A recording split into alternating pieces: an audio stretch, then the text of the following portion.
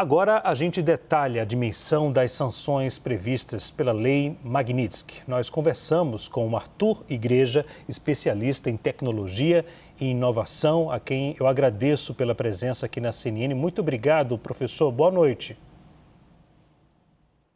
Olá, boa noite. Obrigado pelo convite. Nós que agradecemos. Professor, eu tenho várias perguntas aqui para poder fazer. Primeiro, a lei impacta o acesso do ministro Alexandre de Moraes a sistemas norte-americanos que operam no Brasil? Olha, indiretamente, porque nós temos que considerar que o primeiro bloqueio ele é financeiro, né? Então, por isso até é importante lembrar a origem dessa lei, né? Ela foi aprovada ainda no governo Obama, principalmente para tentar causar bloqueios a russos, né? Então, nós tivemos ao longo da história uma série de pessoas que tiveram seus bens congelados, bloqueados. Então, considerando essa premissa e principalmente a premissa a respeito dos cartões de crédito, o ministro Alexandre de Moraes ele poderia passar a ter alguma dificuldade, porque nós não sabemos se ele tem bens, se ele tem capital, participação em empresas, enfim, nos Estados Unidos, mas o principal bloqueio imediato seria de cartões de crédito, bandeiras, né? Nós temos duas bandeiras que são americanas e são amplamente dominantes no mercado.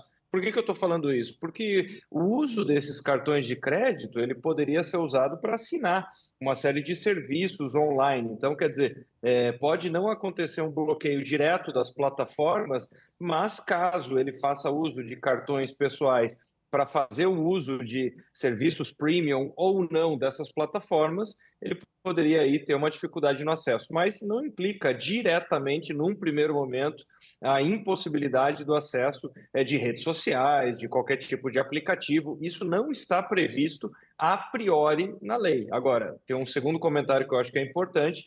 A lei ela prevê que cidadãos americanos não façam negócios com pessoas que estão nessa lista. Então, me parece que, num segundo momento, nada impediria que, por exemplo, empresas de tecnologia colocassem nos seus termos de uso esse tipo de impedimento, porque nós temos a lei, mas depois dela nós temos os termos de uso. Então, quer dizer, já que nós estamos tendo um enfrentamento entre as big techs e uma série de decisões que foram tomadas no Brasil, me parece que algumas delas poderiam usar a prerrogativa do fato dele ter entrado nessa lista, que nós tivemos essa decisão hoje, para aí então colocar um adendo ou alguma espécie de restrição adicional.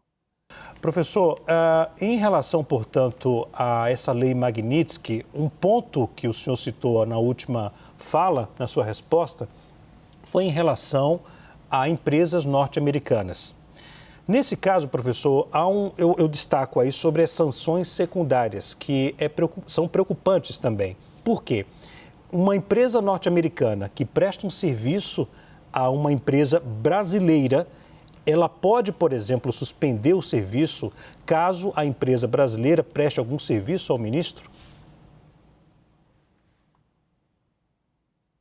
Olha, eu não vejo razão para isso. Então, é claro que é muito cedo para imaginar quais serão esses desdobramentos, essas possibilidades secundárias, mas num primeiro momento não acredito. E até tem um estudo bastante importante que foi feito considerando 20 casos que foram aplicados a essas leis, até para verificar a eficácia. Então, teve uma universidade que ela fez o quê? Ela pegou 20 casos de pessoas que entraram nessa lista, né, que foram enquadradas com essa lei para identificar quais poderiam ser esses efeitos secundários, e o que o estudo demonstra é que 66%, ou seja, 2/3 desses 20 que foram considerados como amostra, tiveram impactos severos, mas que os impactos foram majoritariamente financeiros.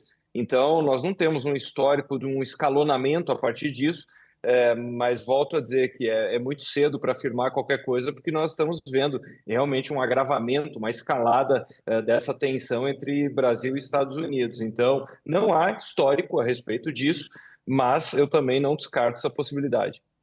Agora, professor, uma outra possibilidade também citada pelo nosso analista Lorival Santana, que está lá em Washington, é em relação a bancos.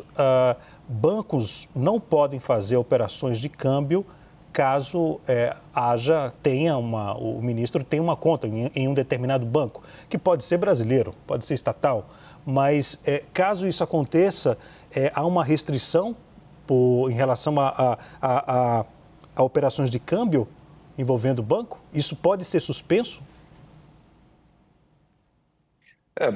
Partindo do pressuposto que se ele fosse fazer uma operação de câmbio, ou seja, converter bens que estão no Brasil para tentar fazer qualquer tipo de remessa, transferência ou uso desse capital em solo americano, naturalmente ele não poderia fazer isso, porque isso eu estou dizendo em operação do seu próprio nome, né? Porque o que a lei prevê é o congelamento, a impossibilidade da abertura de contas de qualquer tipo de novo negócio, então qualquer tipo de registro bancário, qualquer tipo de remessa, enfim, que ele tentasse fazer seria automaticamente bloqueado, ele não conseguiria fazer isso. Sem contar todas as demais restrições, não só a respeito do seu visto, mas ele entra numa lista, o seu nome entra numa lista de pessoas que têm todas essas restrições. Então, quer dizer, esses sistemas hoje eles estão amplamente integrados, né? Então, a partir do momento em que a pessoa entra nessa lista, tem um sem fim de serviços que nós nem conseguimos listar ou imaginar nesse momento, mas que automaticamente ficam inviáveis para ele. Agora, em segundo plano, fica até difícil imaginar o porquê ele conseguiria fazer essa conversibilidade, né, essa tentativa de câmbio, visto que ele não pode entrar no país, não pode mais operar contas bancárias, não pode abrir empresas. Então, quer dizer, é uma possibilidade que ele não consiga fazer uma operação de câmbio, mas a questão é muito mais do que isso, né? Ele não conseguiria operacionalizar esse dinheiro mesmo que conseguisse fazer esse câmbio.